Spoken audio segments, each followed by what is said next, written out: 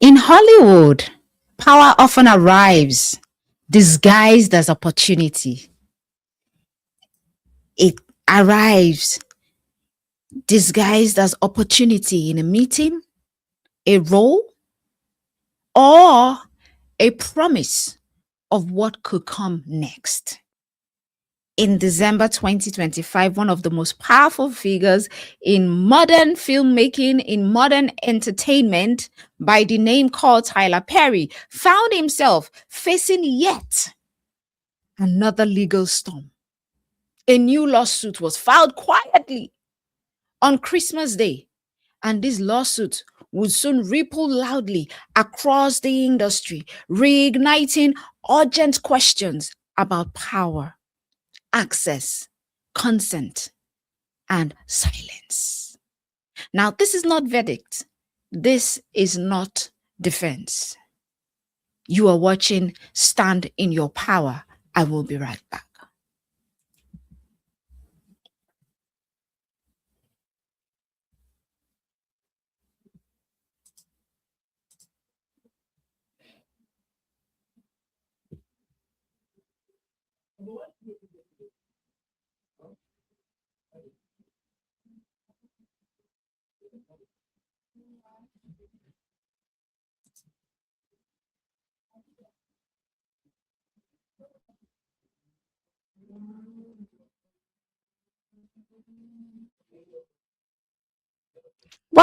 Welcome back, guys. If this is your first time of watching me, my name is Femi, and this is Stand in Your Power. You're welcome to the channel. Please do well to like, share, and subscribe.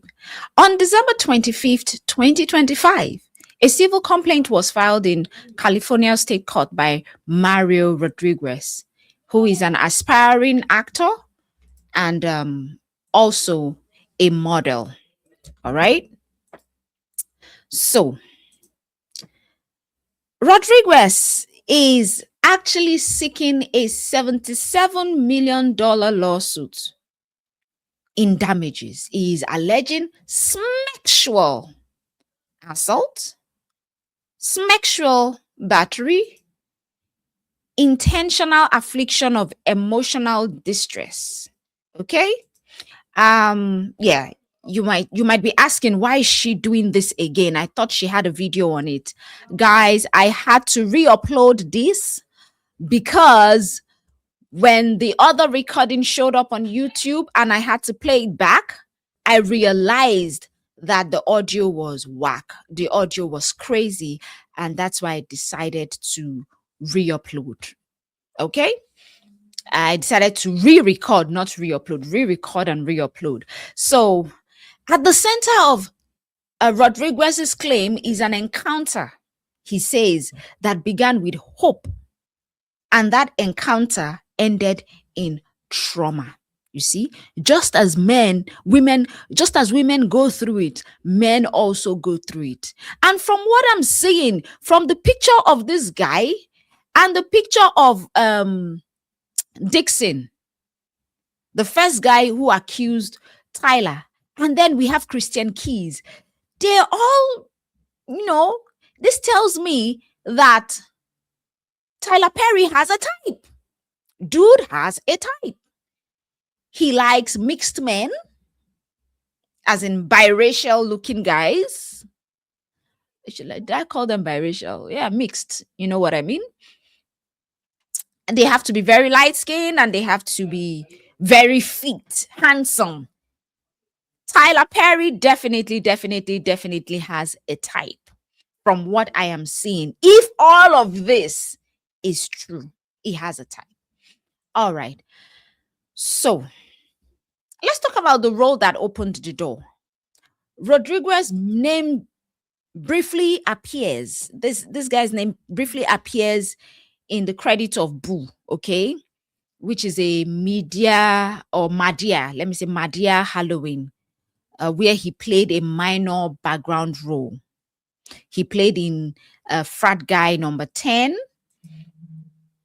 and the movie. Hold on, guys. All right. And the film, which was distributed by Lionsgate, was part of, Tyler Perry's immensely successful Madea's franchise. Now, according to the lawsuit, the role came after Rodriguez was approached by a trainer who claimed that Tyler Perry wanted to meet him. Remember Dixon? In Dixon's lawsuit, it was the same thing. I think Tyler went to, was it a club or somewhere, and he met Dixon, Derek Dixon, and he told somebody to tell him, hey, I want to see you, or something like that. And so the same thing is happening here with Rodriguez. He was approached by a trainer who told him that Tyler Perry wanted to meet him.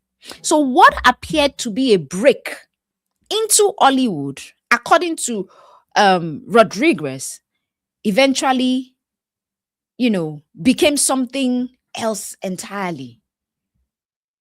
Okay? It became something else entirely. He is alleging, that's Rodriguez is alleging, that Perry invited him to his private home under the guise of discussing future acting opportunities. Recall the same pattern with Derek Dixon? Now, what followed was a pattern of unwanted sexual advances. And one of the most serious allegations was in November 2018, where Rodriguez says that Perry allegedly grabbed his genitals, his manhood, after being told to stop. Recall too that Dixon also said the same thing. Unwanted touching, unwanted grabbing, and all of that. He also said that Perry allegedly offered him $5,000 and promised to take care of him in exchange of sexual activities.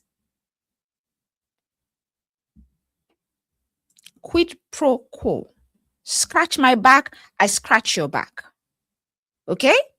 Hey, if you do this, I would mentor you. If you do this, your career is, you will have a good career. If you do this for me, I will take good care of you. I will give you money. I will buy you a car. I will do this. I will do that. Tyler Perry has money. He can promise whatever. Okay, so the contract allegedly continued, or not the contract, the contact allegedly continued from 2019 into 2024. Despite all the repeated rejections, Tyler Perry continued. He did not back down. It was persistent. Rodriguez said, he said fear, shame, and the imbalance of power kept him silent. So a lot of people will be like, why did he speak? Since 2019, why didn't he talk? He said fear. We all know that Tyler Perry is a rich man. If all that this guy is saying is true, if he says fear, I would understand. Like, if I speak, what could happen to me? This man has money. He could buy the judge. He could buy the police. He could, he could quench this case down. Again, another thing is shame. He was ashamed. How did my life get to this point that my fellow man would be giving me conditions that if I do not sleep with him, I will not grow in my career? You see, the same way women feel shame, men also feel that shame. Another thing is the imbalance of power. All of these things kept him silent. The imbalance of power, in the sense that Tyler Perry is rich. Tyler Perry, even if he reports to Lionsgate, he'll be like, what would Lionsgate do? Everybody is at his beck and call. Okay?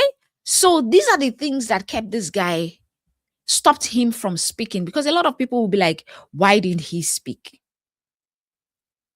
Why did he allow it go for long? Sometimes you will let it go for long because you are trying to process, what can I do? How can I make it stop? Who would believe me if I come out and speak? Okay? So looking at this case, like I said, this case did not emerge in isolation. Remember, earlier in 2025, Derek Dixon filed a separate lawsuit. against Tyler Perry, involving also his work on Tyler Perry's television series, The Oval and Ruthless. Both of them aired on BET. If you recall very well, Tyler also alleged sexual harassment, sexual assault. He also said that he experienced retaliation after rejecting the advances. And Dixon was not even playing at all. Dixon did not come to play. He was seeking 260 million in damages. Claiming emotional distress. And he said he lost a lot of career opportunities because he rejected Tyler Perry's advances. Now, both cases remain unsolved. They both remain unsolved. And we are looking. What is happening? Is this true? Is this a lie? Tyler Perry has categorically come out to deny both lawsuits. He said this through his attorney, Alex Spiro, okay, who said that he said the lawsuit is false. How did he even put it? He said the lawsuit is a failed money grab based on decades-old demands, okay? And they also argue that there is no credible evidence. They are saying that the timing of the lawsuit is opportunistic. Tyler Perry or they are also saying that Tyler Perry will aggressively defend himself in court. So his law team is saying that they maintain that these are not stories of abuse, but attempts at financial exploitation. Kwekele, wahala. So now we also see that Lionsgate is named in this lawsuit. And Rodriguez says or is alleging that the company, which is Lionsgate, either knew or should have known about Perry's alleged conduct and failed to intervene. So my question would be, Rodriguez, did you report to this company, to the people in this company, and they did not do anything? What's the evidence that they refused to do anything? I've not read the whole thing. I've not read the whole lawsuit, but I'm just talking from the brief I read in the newspapers and all, in the papers or in the magazines, online magazines. Okay. So this introduces a critical legal question. What responsibility do studios and distributors have when power imbalances exist, even when it is offset? That one is not very clear to me. If you're a lawyer, you're watching me, or you know anything about this, please let me know what your thoughts are in the comment section. Now, if this case is allowed to proceed, this claim could widen the scope of accountability beyond individuals and even into corporate systems. Okay? So at what point am I accountable? To what extent am I accountable? All right? I mean, we also see all of this playing in Didi's, all the lawsuits against Didi.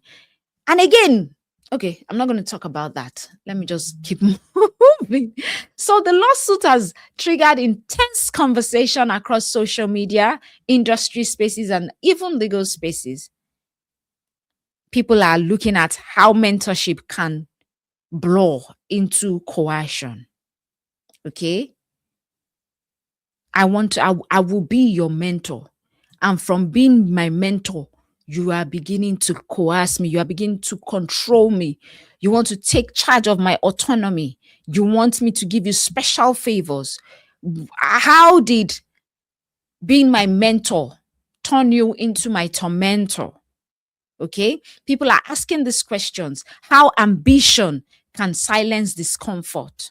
How marginalized or how aspiring creatives may fear speaking up against all these powerful figures, because this is a young man that wants to be a good actor, a great actor. He's also into modeling. Remember Cassie? Wants to be a musician. So where do we draw the line? Where all these aspiring creatives are now afraid to speak up because of powerful figures. Okay. Legal analysts note that multiple accusers, even in civil cases, can complicate defense strategies and they can influence public perception. You see what has happened with Didi's case? Though each claim must still stand on its own evidence, but the fact that there is what do I call it? That it's like there's a trend, there's a precedence. It's kind of dicey. So what are we looking at going forward? Going forward, what we see or what I'm expecting is that both cases will move through the California state courts. The process could be slow, it could be procedural, and it could be very unforgiving. Now, we might be looking at discoveries, and they could include things like text messages, emails. They could include witness testimonies. They could include deposition under law. They could include, financial and professional records. In all of this, only then will judges or jury decide what is credible and what is not.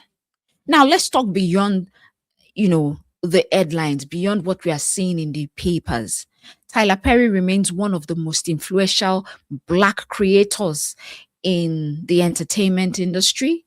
He remains a man who built an empire where very few existed before. And yet, history shows us this truth. Power does not make a person guilty. Neither does power make a person innocent. Power makes accountability even more complicated. Yes, it makes accountability more complicated. These lawsuits will not be resolved on Instagram. It will not be resolved on blogs or commentary panels. They will be resolved in the court of law.